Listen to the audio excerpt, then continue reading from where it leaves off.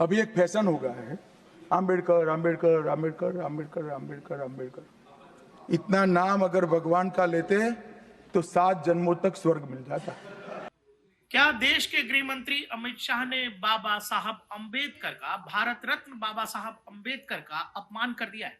क्योंकि India block, Congress समेत सब पूरा विपक्ष यही कह रहा है कि गृह मंत्री ने भरी सदन में बाबा साहब का अपमान किया है। इस बात में कितनी सच्चाई है? क्योंकि संसद परिसर में पूरा विपक्ष, इंडिया ब्लॉक के तमाम सांसद पोस्टर्स के साथ ये कह रहे हैं कि अब गृह मंत्री को सदन के सामने, देश के सामने माफी मांगनी चाहिए, क्योंकि गृह मंत्री ने बाबा साहब का अपमान कर दिया है। और एक क्लिप, एक वीडियो लगातार इंटरनेट पर वायरल किया जा रहा है, जिसमें गृह मंत्री ये कहते दिखाई दे रहे हैं कि बार बार जो आप लोग बाबा साहब का नाम लेते हो, अगर भगवान का नाम लेते तो शायद कुछ अच्छा हो जाता। 10 से 15 सेकंड का ये वीडियो सबसे पहले कांग्रेस के ट्विटर हैंडल से शेयर होता है, उसके बाद कांग्रेस की मीडिया सेल की प्रभारी सुप्रिया शिनेत की तरफ से शेयर होता है, और देखते ही देखते अमित शाह का एक करीब 10 से 15 सेकंड का वीडियो पूरे देश में वायरल किया जाता है और उस पर पूछा जा रहा है कि अमित शाह ने बाबा साहब अंबेडकर का अपमान किया है और उनको अपने इस बयान के लिए माफी मांगनी चाहिए। इस बात में कितनी सच्चाई है हम आपको बताएंगे, उससे पहले आप वो पूरा संदर्भ और पूरा बयान सुनिए जो अमित शाह ने संसद में, राज्यसभा में संविधान पर हो रहे डिबेट के दौरान कहा। मान्यवर, अभी एक फैशन हो गया है, आम्बेडकर आम्बेडकर आम्बेडकर आम्बेडकर आम्बेडकर आम्बेडकर। इतना नाम अगर भगवान का लेते तो 7 जन्मों तक स्वर्ग मिल जाता। अच्छी बात है ना? सुनिए तो, सुनिए ना, आप सुनिए ना, मैं बताता हूं।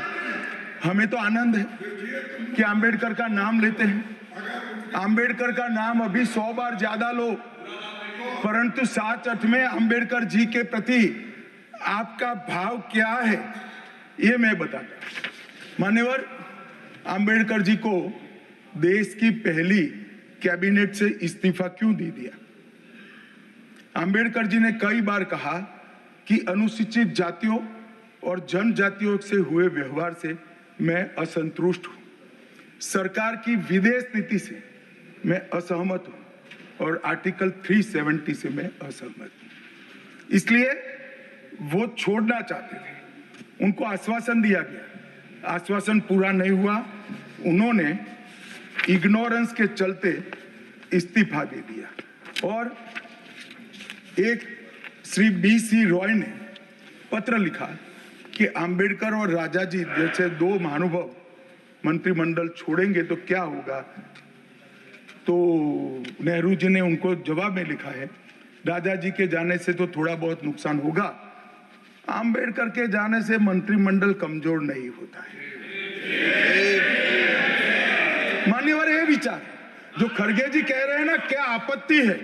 जिसका विरोध करते हो उसका वोट के लिए नाम देना कितना उचित है? क्योंकि अब अंबेडकर जी को मानने वाले पर्याप्त संख्या में आ गए हैं, इसलिए आप अंबेडकर अंबेडकर कर रहे हो।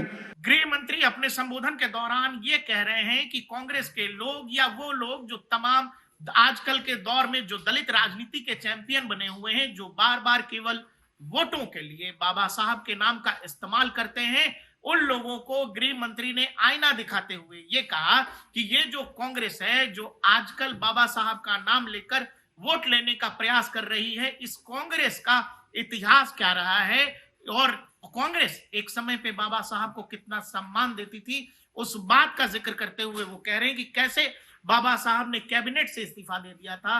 वो इस बात का भी जिक्र आगे अपने भाषण में करते हैं, क्योंकि इतिहास में ये बात दर्ज है दर्शकों कि कैसे नेहरू जी, वो चाहे इंदिरा जी हो या राजीव जी, गांधी परिवार के ये तीनों लोग, सब के सब, इन तीनों को भारत रत्न दिया जाता है।